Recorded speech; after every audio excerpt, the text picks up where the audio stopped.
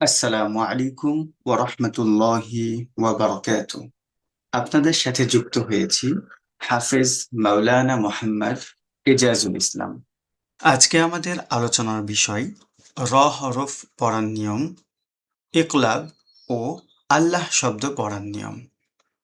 আউযু বিল্লাহি মিনাশ শাইতানির রাজীম। বিসমিল্লাহির রহমানির রহিম।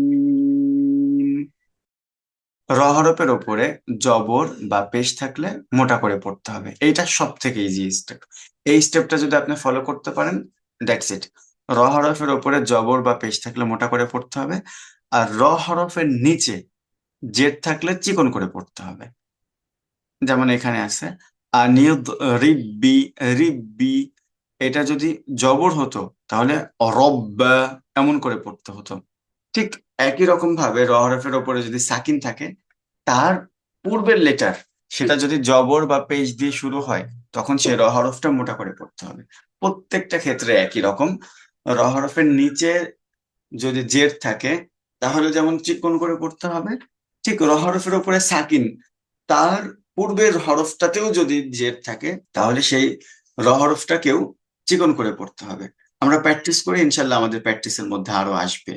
আল্লাইয়াকদির, র আমরা সাকিন করলাম। দির, মির রব্বিহিম মিল্লাদুন।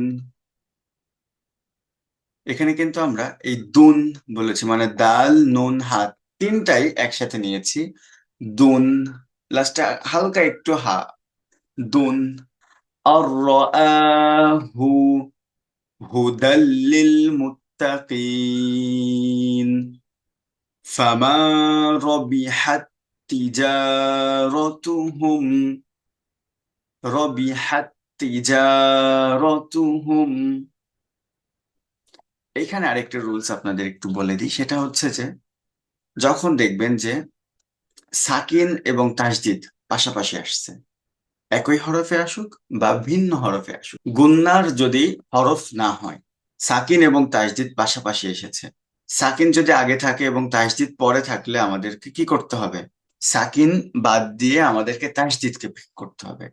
হাত্তিজারতুহুম, এমনটা কিন্তু না যে তাসদিদ আগে আছে সাকিন পরে আছে, এমনটা না। সাকিন তাহলে ওইটা নর্মাল সেন্টেন্স, তাসদিদ আগে থাকলে সাকিন পরে থাকলে সেটা নর্মাল সেন্টেন্স।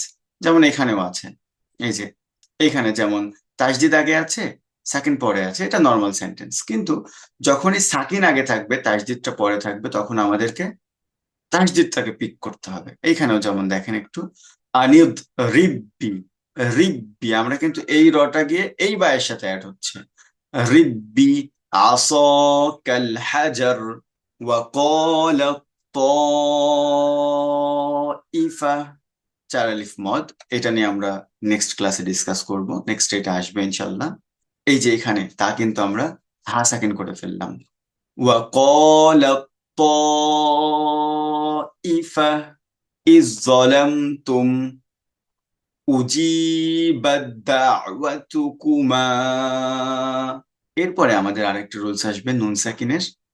ঠিক এর আগেও যেমন ইকফা এবং ইদগম, নুন সাকিন বা তানবিনের পরে যেইভাবে আপনি গুণনা করেছেন, এটা ইকলাব, এইটাকে বলা হবে ইকলাব। নুন সাকিন এবং তানবিনের পরে ইকলাবের হরফ একটি, বা ইকলাবের হরফ যখন আসবে তখন ছোট্ট একটা মিম থাকবে, এবং সেই মিমের সাথে গুণনা করে আমাদেরকে পড়তে হবে।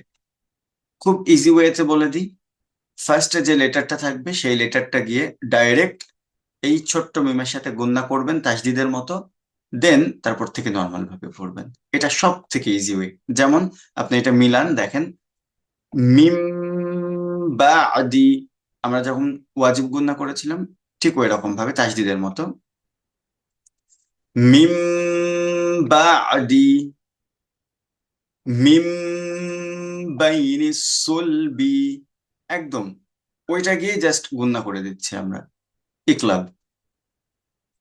ইয়াউমা ইজিম, জাল গিয়ে মিমের সাথে গুন্না, জাল জের ডাবল জে, তানবিন মিম। জিম বি জাহান্নাম, মিম সাকিন করলাম স্টপের জন্য। লানাসফাআম বিন নাসিয়া, গুণনা করলাম, ওয়াজিব গুণনা, লাস্টে হা হয়ে গেল এটা। রব্বি মুসা ওয়া হারুন ক্বরয়াতিন কুরবানা, দুই জবর খালি আলিফ লং করে ওয়াকফ করলাম। কর মোটা করলাম কিন্তু র। রিজকাল্লাকুম মিরয়াতিন ফিরআউনা জিল আউতাদ, তাদ দাল সাকিন করলাম। এবার দেখেন আল্লাহ শব্দ। আল্লাহ শব্দ, যখন আল্লাহ শব্দের এই যে তাসদিদ লামের আগে, ঠিক রয়ের মতোই আল্লাহ শব্দের এই লামের আগে যদি জবর বা পেশ থাকে, তখন আমাদেরকে কি করতে হবে? মোটা করে পড়তে হবে।